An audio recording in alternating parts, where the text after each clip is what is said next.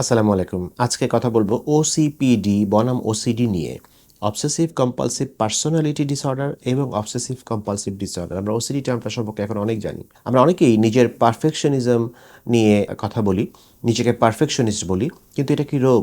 ওসিডিতে মানুষের অযৌক্তিক চিন্তা, অতিরিক্ত পারফেক্ট হওয়ার চিন্তা, বা এই যে ময়লা নিয়ে অতিরিক্ত সন্দেহ মনে করেন, হাত না ধুলে যে সে মারা যাবে, এ ধরনের অযৌক্তিক চিন্তা আসে, বা হাত না ধুলে একদম শরীর খুব অস্থির লাগছে, মনের ভিতরে অস্থির লাগছে, এবং সে বুঝতে পারে যে এটা দরকার না, অযৌক্তিক। আর ওসিপিডি যারা, মানে অবসেসিভ কম্পালসিভ পার্সোনালিটি ডিসঅর্ডারে যে মানুষগুলো ভুগছেন, তারা নিজের নিয়মকেই সঠিক মনে করে। এত পারফেক্ট, এত হাত ধোয়া, এত ওয়াশরুম ধোয়া, এগুলোকে জাস্টিফাই করে না, ঠিকই আছে, এগুলোকে সে এনজয় করে। কোনোভাবেই আমার কাজ অন্য কেউ করে দিতে পারবে না, এবং এটা নিয়ে পরিবারের সবার সাথে দ্বন্দ্ব লাগে। এই জিনিসটা এখানেই থাকবে এবং এটাই নিয়ম, এটাই হওয়া উচিত।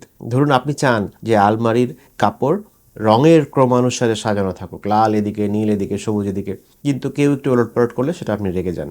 এটা হচ্ছে ওসিপিডি, মানুষরা এরকম করতে পারে। কিন্তু আপনি যখন বুঝতে পারেন এটা দরকার নেই, কেন এভাবে সাজাতে চাই আমি, তখন এটা ওসিডি হয়ে যায়। ওসিডি রোগী নিজের চিন্তায় কষ্ট পায়, কিন্তু ওসিপিডি রোগী ভাবে আমি ঠিক, বাকি সবাই অগোছালো।